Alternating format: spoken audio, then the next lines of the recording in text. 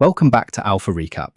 Markets closed mixed on March 12th, and today we unpack how AI, batteries, and a swirl of regulatory headlines steered the tape. As always, if you have questions, you can reach us at stockalpha.ai and use the Q&A feature to ask directly. Great to be here. Big day. Not one single shock, but a combination of cross-cutting themes. Technology, materials, and utilities led a mixed market, while finance, crypto, and parts of energy had a tougher session. Right, let's walk through the winners first. The leadership was pretty thematic.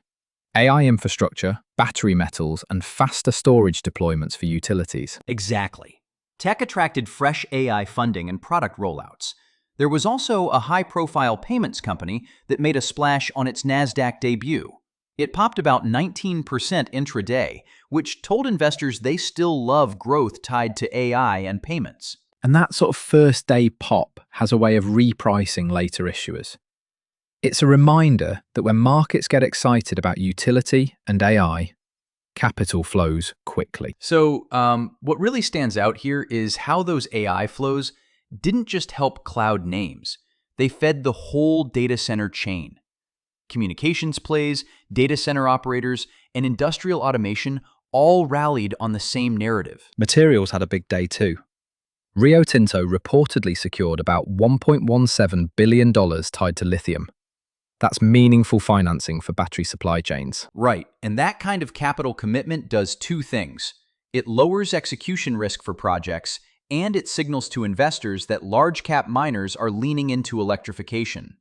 Mid-tier developers with offtakes or financing tended to re-rate higher. Utilities also outperformed in places where sodium-ion storage and solar hardware advances reduced near-term uncertainty. Faster project timelines made the earnings impact more visible, and investors liked that. Yeah, that tracks. When storage can be deployed quicker and cheaper, those projects move from theory to cash flow. That's attractive to both growth and value investors. Let's hit the big headlines, short take on each, why it mattered, and what to watch next. Caterpillar sold about $840 million of assets. Material move. Divesting that amount gives Caterpillar flexibility to reallocate capital.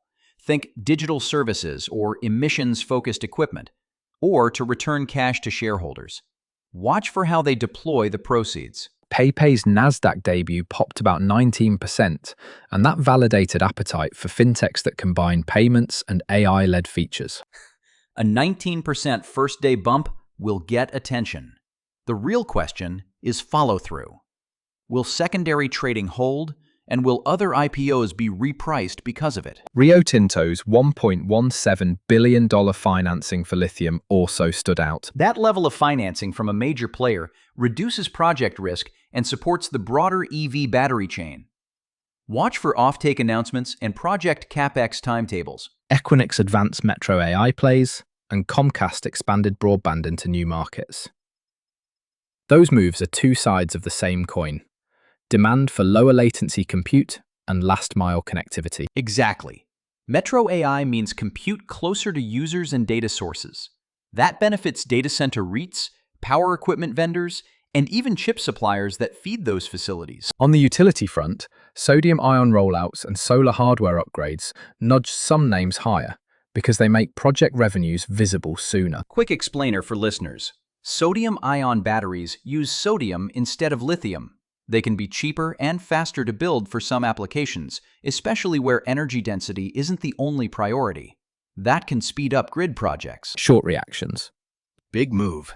Not what anyone expected. Yeah, absolutely. Now, to the laggards. Financing crypto disappointed on a mix of private credit stress, regulatory scrutiny, and patchy deal flow. Crypto had a procedural court win for Binance, but that didn't erase regulatory overhang. Hacks, layoffs, and continued enforcement chatter kept a cautionary tone. Right. For finance, private credit dislocations and household stress indicators tightened risk appetites. There were some regional bank M&A stories that provided relief in pockets, but the overall tone was cautious. I mean, when you step back and look at this, episodic risks like regulatory action or credit stress shorten investor time horizons and make them pay up less for long-duration assets. Energy was mixed. A geopolitical squeeze in the Middle East ran up against a strategic petroleum reserve release, which left oil markets directionless and energy equities dispersed. Exactly. Conflicting signals created volatility. For energy equities, that kind of dispersion favors integrated producers with low break-evens and healthy balance sheets. Let's move into the cross-sector threads tying all this together. There are a few structural correlations that matter. First is the AI and data center build-out. Equinix's metro push and Comcast's broadband expansion are manifestations of the same demand for lower latency, high-density compute. Investor implication. Favor data center REITs and network operators with metro plans, plus the industrials that install racks, power, and cooling. Those names get sticky revenue. Second, the energy transition is a materials, utilities, industrial story.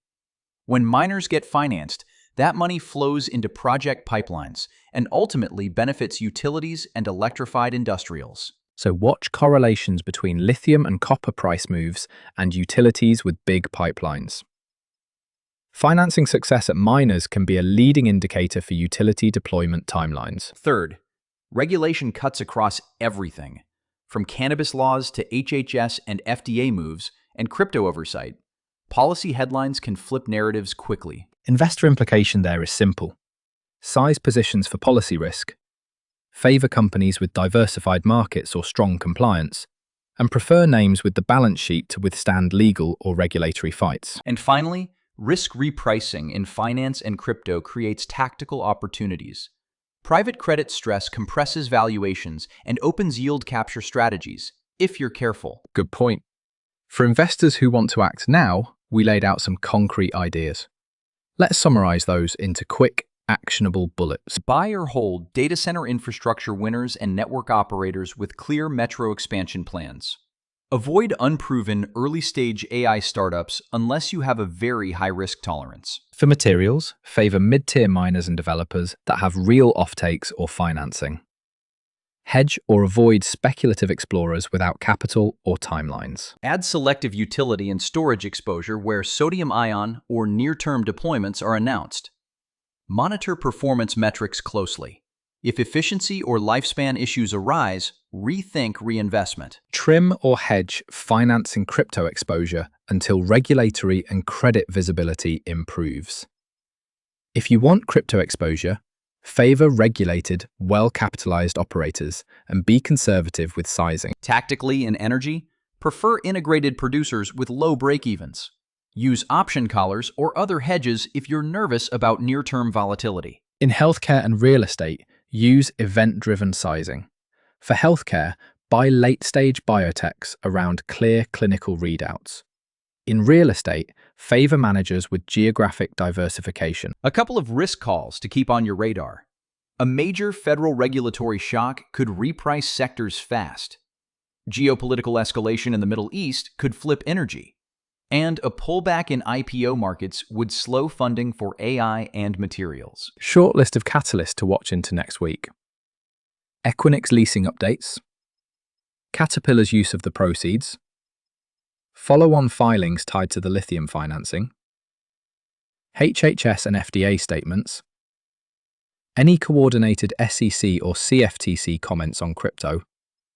And the next SPR timing. Right, and keep an eye on inventory reports and OPEC commentary for energy direction, plus company earnings from major data center customers that can change visibility on demand. Quick mid-episode reaction segment. Honestly, I was a bit surprised by the scale of capital committed to lithium. Yeah, same here. Right.